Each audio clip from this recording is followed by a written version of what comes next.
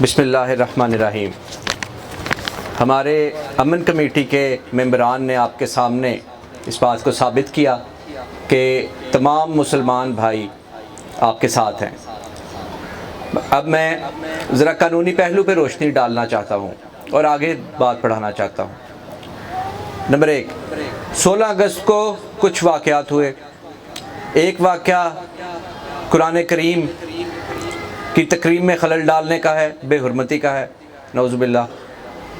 اور دوسرا واقعہ چرچز کو نظر آتش کرنے، مقدس کتاب بائبل کو نظر آتش کرنے یا اس کو نظر آتش کرنے کی کوشش کرنے، کیونکہ چرچز نظر آتش ہو رہی تھی، اور 7 گھروں کو نظر آتش کرنے کا ہے۔ یہ دونوں واقعات قابل مذمت ہیں، جیسا کہ دونوں طرف سے اس کی مذمت آ رہی ہے، مسیحی برادری کی طرف سے بھی اور مسلمان بھائیوں کی طرف سے بھی۔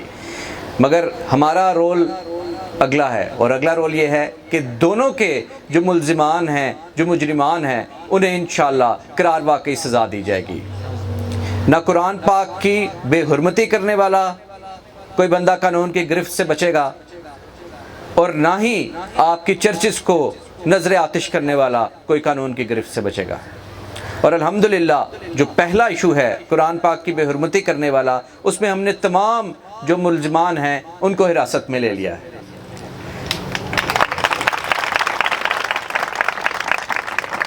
اور جو چرچز کو نظر آتش کرنے والا ایشو ہے، اس میں 200 سے زائد ملزمان ہماری حراست میں ہیں۔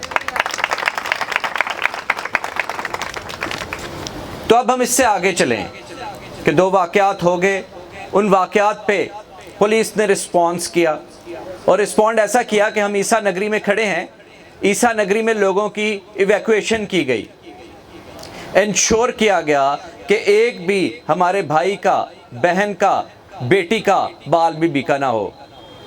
پولیس آگے ڈھال بن کر کھڑی ہو گئی، اپنے سے کئی گنا کراؤڈ کو، کئی گنا موب کو پولیس نے نہ صرف یہ کہ روکا، بلکہ انشور کیا کہ اتنا ٹائم مل جائے کہ ایویکویشن ہو سکے۔ موب گرو کرتا گیا، اور الٹیمیٹلی ہم نے یہاں پہ ہم گھروں کو آگ لگنے سے انفارچونیٹلی نہیں بچا سکے۔ مگر جب آگ لگائی جا رہی تھی تو ساتھ ہی ہم ریسکیو 1122 کی گاڑی کے ساتھ آگ کو بجھانے کا عمل بھی شروع کر رہے تھے۔ تو ہم نے بے شک اپنی بھرپور کوشش کی، مگر اس کے باوجود جو آپ کے گھر جلے ہیں، جو چرچ جلی ہے، اس کے لیے ہم معذرت خواہ ہیں۔ مسیحی برادری کا رول پاکستان کے قیام میں بھی ہے اور پاکستان کی تعمیر و ترقی میں بھی ہے۔ اگر ایس پی سنگھا صاحب جو پنجاب اسمبلی کے ممبر تھے، وہ پنجاب کو پاکستان کے ساتھ جوڑنے کے حق میں ووٹ نہ ڈالتے تو شاید آج ہمارا پنجاب بھی انڈیا کا پارٹ ہوتا۔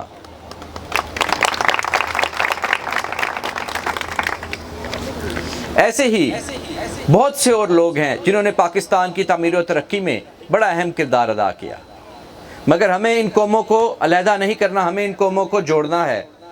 مسیحیوں اور مسلمانوں اور مسیحیوں کے حقوق میں پاکستان میں کوئی فرق نہیں ہے۔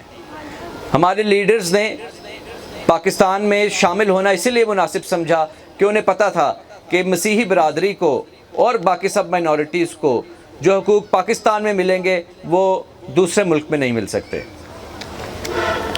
مگر اب ہم ان سب باتوں کو چھوڑ کر آج کی طرف آتے ہیں۔ اب ہماری ذمہ داری ہے کہ ہم ری انٹیگریٹ کریں اور ہم دوبارہ سے وہی زندگی گزارنا شروع کریں جو ہم آج سے پہلے 16 اگست سے پہلے گزارتے تھے۔ یہاں پہ اس گلی میں جو اکثر گھر ہیں ان کی تعمیر و ترقی کا کام شروع ہے، بہت سو کو پیسے مل چکے ہیں، فنڈز مل چکے ہیں، کچھ کو ملنے ہیں۔ آپ کی 3 چرچز ہیں یہاں پہ، یو پی چرچ کی ریکنسٹرکشن تیزی سے ہو رہی ہے، وہ اس کے بعد رضوان صاحب بتا دیں گے، پادری صاحب۔ کیتھولک چرچ بالکل مکمل ہے، اس میں صرف اندر کوئی فرنیچر وغیرہ رہ گیا ہے، اور ایسے ہی سب سے پہلے اے ای سی چرچ بنی تھی جہاں پچھلے 3 سنڈے سے لگاتار عبادت ہو رہی ہے۔ تو اس فوری تعمیر و ترقی اور ریکنسٹرکشن کا مقصد یہ ہے کہ ریہیبلیٹیٹ کیا جا سکے، آپ لوگ دوبارہ اپنے گھروں کو لوٹیں، بچوں کو سکولوں میں دوبارہ بھیجنا شروع کریں۔ اگر سکول بھیجنے میں کوئی پرابلم ہے تو پولیس کو بتائیں، ہم آپ کی ہیلپ کریں گے۔ ہم نے سکول ایسوسی ایشن سے بھی بات کی ہے، وہ بھی یہ چاہ رہے ہیں کہ بچے اب دوبارہ سکولوں میں آئیں۔ اگر کسی کو فیس کا یا کوئی اور ایسا ایشو ہے تو ہم سے رابطہ کریں، انشاءاللہ مسئلہ حل کریں گے۔ آپ اپنی دکانیں کھولیں، آپ دوبارہ اپنے کام پہ جائیں اور دوبارہ سے وہ زندگی نارملی گزارنا شروع کریں جو آپ 16 اگست سے پہلے یا 16 اگست کی صبح کو یا 15 اگست کو گزار رہے تھے۔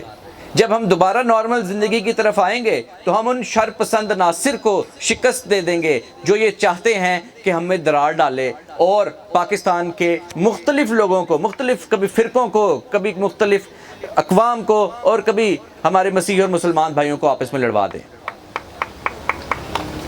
تو آج ہمیں یہ کمٹمنٹ کرنی چاہیے، ہمیں یہ کمٹمنٹ کرنی پڑے گی، اور ہم اس کے لیے پاشا صاحب سے ریکویسٹ کریں گے کہ اپنی کمیونٹی کو ری انٹیگریٹ کرنے میں کردار ادا کریں۔ ہم یہ انشور کریں کہ ہم آج سنڈے ہے تو ہم منڈے سے دوبارہ سے اپنے کاموں پہ ویسے جائیں۔ آپ نے دیکھ لیا کہ 2 دفعہ ہڑتال کی کال ہوئی، الحمدللہ آدھی سے زیادہ دکانیں کھلی تھیں۔ کل تو ملک گیر ہڑتال تھی، پھر بھی دکانیں کھلی تھیں۔ تو ہم انشور کر رہے ہیں کہ لوگ دکانیں کھولیں تاکہ آپ دوبارہ جا کے اپنا کام شروع کر سکیں۔ جب تک آپ اپنا کام دوبارہ شروع نہیں کریں گے، جو ہمارا دشمن ہے جو چاہتا ہے کہ ہم لڑیں اور ہم علیحدہ بیٹھے رہیں، وہ کامیاب ہوتا رہے گا۔ جب ہم دوبارہ جائیں گے، کام شروع کریں گے تو دشمن کو شکست دے دیں گے۔ ہم نے 24 گھنٹے وردی پہنی ہے آپ کی خدمت کے لیے، دن ہے، رات ہے، آندھی ہے، طوفان ہے، بارش ہے، بجلی آ رہی ہے، نہیں آ رہی، پولیس آپ کے سامنے کھڑی ہے، پیچھے بھی کھڑی ہے، سامنے بھی کھڑی ہے، رائٹ پہ بھی کھڑی ہے، لیفٹ پہ بھی کھڑی ہے۔ یہ صرف آپ کو احساس تحفظ دلانے کے لیے کھڑی ہے کہ ہم آپ کے ساتھ موجود ہیں۔ پہلے بھی الحمدللہ ہم نے اتنے بڑے سانحے میں کسی ایک شخص کو ایک انجری بھی نہیں آنے دی۔ انجر ہوئے ہیں صرف پولیس والے ہوئے ہیں، پتھر لگے ہیں، ہمیں لگے ہیں۔ اس سامنے قبرستان کو ہم نے بچایا ہے، ہم نے کھڑے ہو کے ہاتھوں سے اس قبرستان کو بچایا ہے کہ اس قبرستان کی بے حرمتی نہ ہو۔ اس چرچ کو مزید 2 دفعہ آگ لگنے سے بچایا ہے۔ اس چرچ پہ ہم نے واٹر کینن یا ریسکیو 112 کی گاڑی لا کے کروڑ کے اندر کھڑی کیا آگے چل کے کہ آپ کی چرچ بچ جائے، آپ کے گھر بچ جائیں، ان کے اندر ساز و سامان بچ جائے۔ مگر اب تھوڑا سا ہمیں آپ کی طرف سے کوآپریشن کی ضرورت ہے کہ کیوں نہ ہم دوبارہ سے ویسی لائف شروع کریں جیسی 15 اگست کو تھی یا اس سے پہلے تھی۔ اور اس پہ کوئی پرابلم آتا ہے تو آپ ڈسٹرکٹ ایڈمنسٹریشن اور پولیس آپ کے شانہ بشانہ کھڑی ہے، ہم انشاءاللہ تمام پرابلمز کو ریزالو کریں گے۔